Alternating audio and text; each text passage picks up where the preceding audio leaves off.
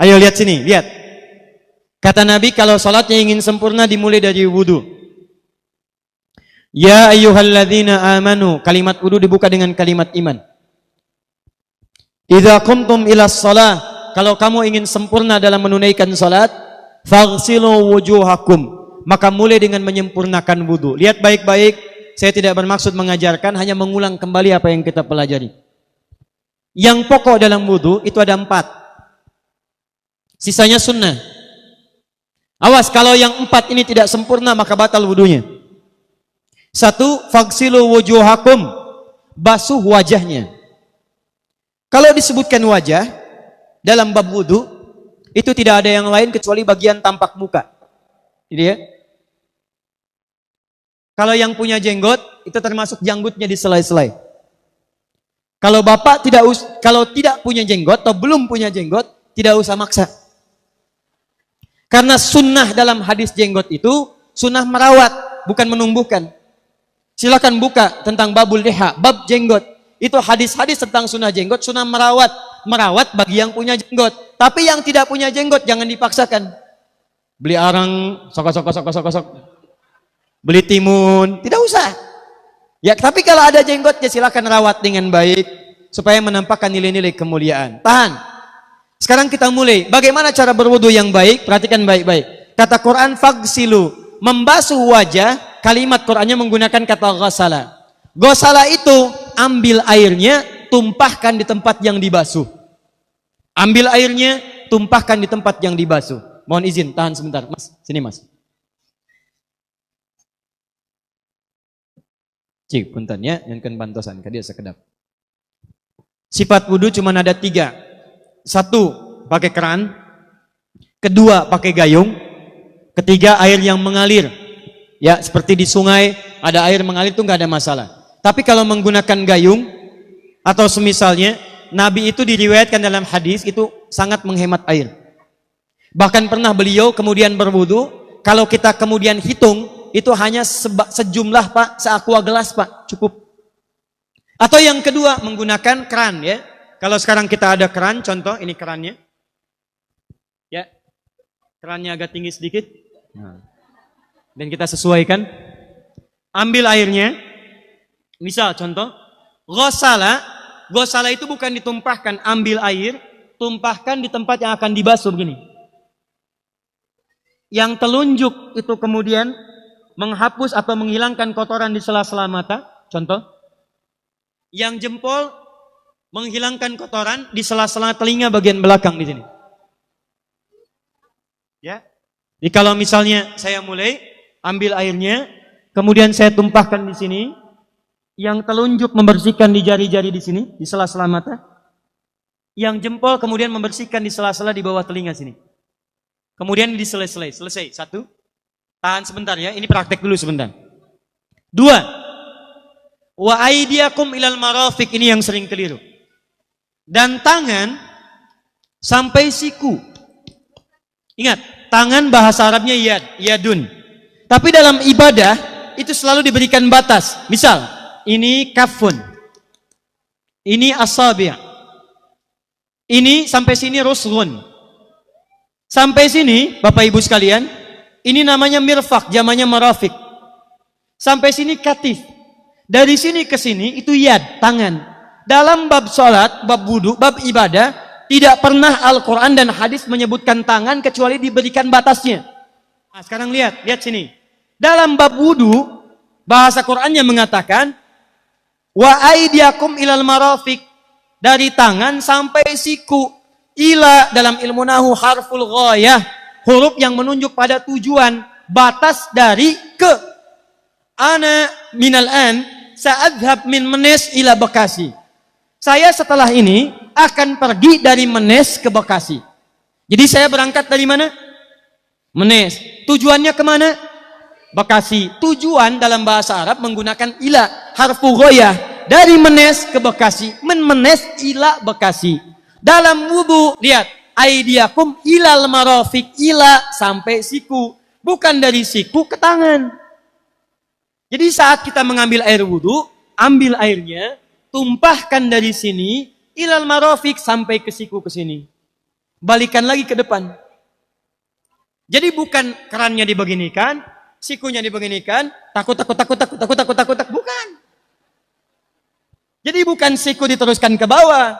Yang tepat itu ambil airnya, kemudian basuh dari sini sampai dengan ke sikunya. Hati-hati, ini ada maknanya. Dan jika benar di hadis Muslim, jika orang wudunya benar seperti ini, maka bersamaan dengan jatuhnya air wudu itu, jatuh pula dosa-dosa dan kotoran yang melekat pada anggota tubuhnya. Tidak cukup dengan amin, nanti kita lihat dulu. Teruskan, saya baru caranya dulu nih. Awas. 3. Wamsahu biru'usikum. Wamsahu, lihat.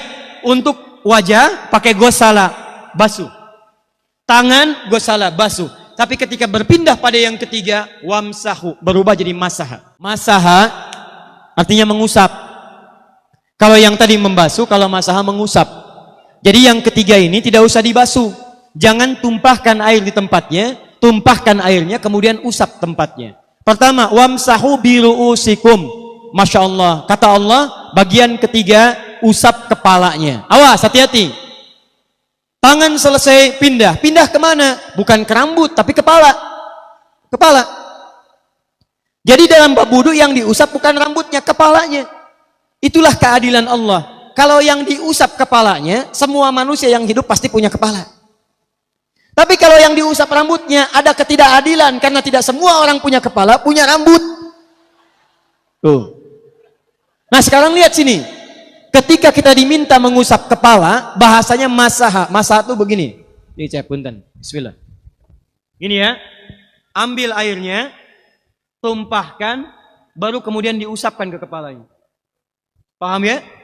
Kalau yang gosala, ambil, tumpahkan di tempat yang akan dibasuh. Tapi kalau masaha, hati-hati. Ambil airnya, tumpahkan, baru diusap. Jadi bukan diambil air, tumpahkan di kepala begini. Paham? Nah, tahan sebentar. Dan ini menggunakan huruf ba, Masya Allah. Ba, lihat, wajah tidak pakai ba. Tangan tidak pakai ba. Tapi khusus untuk kepala, pakai ba. Wamsahu bi.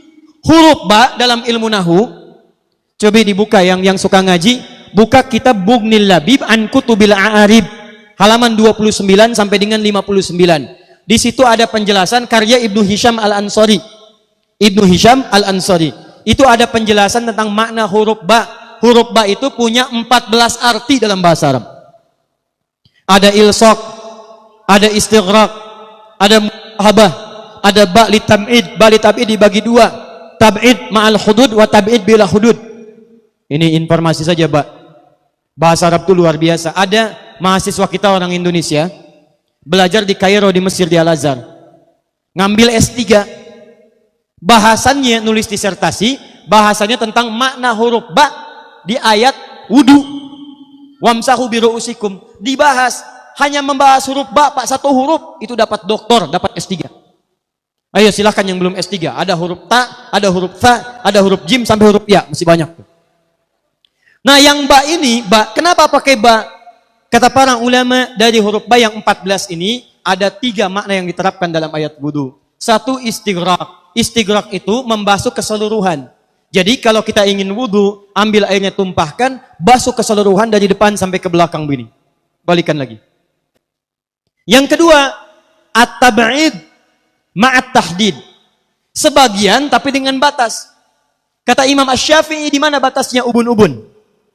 Diboleh kalau kita mau wudu, misalnya ibu tidak bisa membasuh keseluruhan, sedang pakai kerudung misalnya, jilbab nggak bisa dibuka, tempat wudunya terbuka, Anda tinggal ambil air wudu, kemudian tumpahkan sedikit, boleh diusapkan bagian kepala sampai ubun-ubun, sah wudunya. 3, at-tab'id min duni tahdid. Sepanjang disebut bagian kepala, masuk kepala nggak ada batas. Ini kepala bukan? Ini kepala? Ini kepala? Nah, jadi kalau Anda berwudu mengusap bagian kepala, itu sudah sah walaupun bagian tertentu diusap di kepalanya. Kapan ini dipraktikkan? Kata Imam Malik, kata Imam Abu Hanifah, ini dipraktikkan kalau seorang memiliki satu sakit di kepalanya yang tidak memungkinkan dibasuh keseluruhan. Misal, mohon maaf, ya ada orang misalnya, mohon maaf ya, tiba-tiba sedang jalan di kebun, tuh jatuh duren. Anak duren lah ya, jangan durennya yang besar. Tiba-tiba nimpa misalnya. Duren teh bahasa rengatnya kadu, Bu, ya. Kadupak, kaduhung, ya, dan seterusnya. Kadu. Nah, nimpa kepalanya, bocor misalnya. Kemudian dalam bocor itu diperban, kata dokter tidak boleh kena air. Saat bagian kepala yang tidak boleh kena air itu bukan berarti wudunya kemudian bisa batal atau boleh tayamum karena tidak bisa mengusap kepala. Kata para ulama, boleh dia mengusap bagian kepala yang lain yang tidak terluka. Itulah kenapa Allah memberikan huruf ba di sini untuk kemudahan bagi kita dalam menunaikan wudu. Tapi pastinya yang dibasuh kepalanya bukan rambutnya.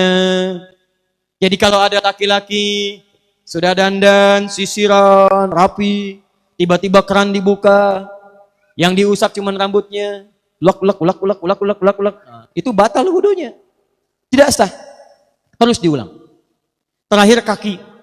Kaki dibasuh sampai dengan bagian mata kakinya, dan ini tidak perlu saya terangkan karena mudah bagi kita untuk mempraktekannya. Tapi yang ingin saya jelaskan satu ini saja. Perhatikan baik-baik. Yang 4 ini wajib wudu. Tambahannya sunnah. Niat dimasukkan dalam wajibnya. Lihat sini. Kumur-kumur sunnah. Telinga sunnah. Istinsyak sunnah. Yang 4 ini wajib. Tapi terlepas dari wajib dan sunnahnya, perhatikan baik-baik. Kenapa ini disebut dengan wudu?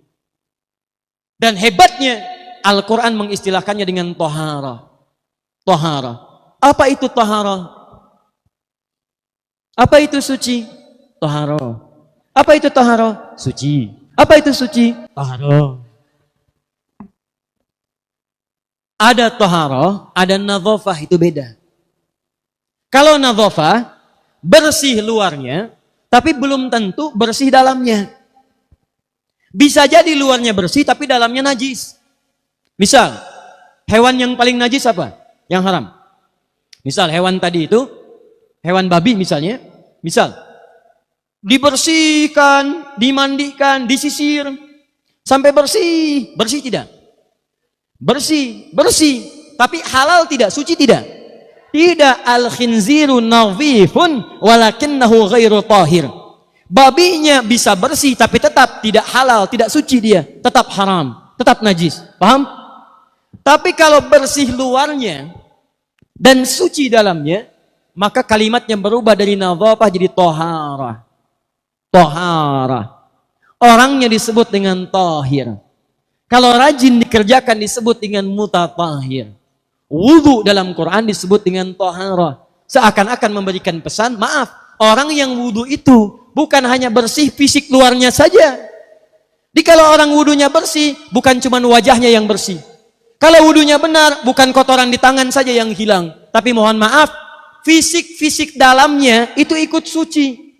Fungsi tangannya jadi bersih, fungsi wajahnya jadi bagus, fungsi lisannya jadi bagus. Makanya kata Nabi, kalau orang benar wudunya bersamaan dengan air wudu yang menetes, maka tumpahlah kotoran-kotoran di bagian fisik-fisik tubuhnya. Jadi kalau kita benar wudunya kumur-kumur, kukumur, masukkan misalnya, masukkan, keluarkan, bersamaan dengan keluarnya air itu, maka kotoran-kotoran di lisan pun ikut keluar. Tangan dibasuh, bersamaan dengan dibasuhnya tangan, fungsi tangan yang kotor-kotor itu ikut hilang. Hadis Muslim. Makanya orang yang setelah selesai wudu dia berdoa, apa wudunya? Apa doa wudunya? Asyhadu an la ilaha wa asyhadu anna Muhammadan Allahumma minat waj'alni minal, lihat sini, minal mutatahhirin, minat tawabin. Lihat. Bapak Ibu kan baru wudu, tapi kenapa doanya selesai taubat?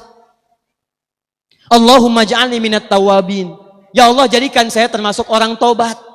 Kita kan baru wudu, kenapa doanya baru selesai taubat? Sedangkan taubat itu mengakui kesalahan, menyesali kesalahan, dan berjanji meninggalkan yang salah, mengganti dengan yang baik-baik. Makanya kalau orang wudunya benar itu, begitu dia kumur-kumur, dia ingat kesalahan apa yang dikerjakan oleh lisan ini. Jadi begitu kemudian ditumpahkan airnya, hilang kotorannya. Maaf, yang suka mencela wudu, selesai wudu tidak akan mencela lagi karena tobat dari celaan.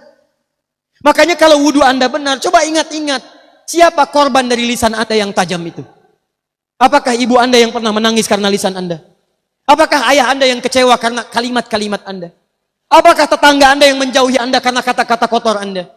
Kalau tiap hari Anda wudu, tapi kemudian lisan Anda masih kotor juga, ada yang salah, Anda cuma menghabiskan air untuk menghilangkan kotoran di lisan. Itu tanda pertama. Tangan basuh. Makanya orang yang wudunya benar, tangannya tidak akan berbuat yang kotor lagi sampai ke ujung kakinya. Karena itulah ibadah ini disebut dengan wudu, seakar dengan kata dau. Kata para ulama, mereka sebagian mengatakan dau artinya cahaya, dau artinya sinar, dau artinya al-husnu, baik budi pekerti. Kalau orang benar wudunya, bertambah sinar di tangannya, sinar di wajahnya, sinar di lisannya. Apa sinar itu? Di dunia sinar-sinar amaliyah kebaikan, sifat-sifat baik, di akhirat pancaran-pancaran kemuliaan. Satud'a ummati yaumal qiyamati ghurral muhajjalin. Akan dipanggil umatku di hari kiamat dengan banyak cahaya melekat di tubuhnya. Tangannya ada cahaya, matanya ada cahaya, wajahnya bercahaya, kakinya bercahaya. Cahaya apa itu? Kata Nabi, min atharil wudu, dari bekas wudunya. Jadi kalau kita benar wudunya, itu kita jadi orang baik. Ada cahaya kebaikan dalam diri kita. Itu yang disebut dengan tawwabin. Makanya kalau bapak ibu tiap hari wudu, Allahumma ja'alni minat tawwabin. Tapi mulut tidak tobat, tangan tidak tobat, kaki tidak tobat, ada yang salah dengan wudunya. Waj'alni minal mutatahhirin. Jadikan saya orang bersih dan suci. Jadi kalau selesai wudu, pakaian bersih, wajah bersih, tangan bersih. Ini pakaian bersih, pakai jas, pakai dasi, tapi tangan tidak bersih, korupsi juga, mencuri juga, menipu juga, ada yang salah dalam wudunya. Kalau kita bisa mengerjakan wudu ini dengan baik, maka naik status kita. Disebut sebagai, langsung oleh Al-Quran, disebut hamba yang dicintai oleh Allah Subhanahu wa ta'ala. Di Quran surah kedua Al-Baqarah ayat 222. Saya tutup. Lihat ayatnya. Di ujung ayatnya. Innallaha yuhibbut tawwabina wa yuhibbul mutatahhirin. Sungguh Allah akan sangat mencintai orang-orang yang tobat dan orang-orang yang terbiasa untuk bersuci. Kita selesai wudu mengatakan Allahumma ja'alni minat tawwabin waj'alni minal mutatahhirin. Dijawab oleh Allah, innallaha yuhibbut tawwabin wa yuhibbul mutatahhirin. Karena itulah orang yang rajin wudu adalah orang-orang yang dicintai oleh Allah Subhanahu wa taala. Jadi kalau bapak ibu, maaf ya, sekarang cek. Kalau batal wudu, pengen wudu lagi. Tidak hanya saat sholat. Sekarang batal wudu, ingin wudu. Batal wudu, ingin wudu. Itu tandanya bapak ibu sedang mendapatkan cinta dari Allah Subhanahu wa ta'ala. Tapi hakikat cintanya bukan pada wudunya, tapi berubahlah orang itu menjadi baik dan dekat dengan Allah Subhanahu wa ta'ala.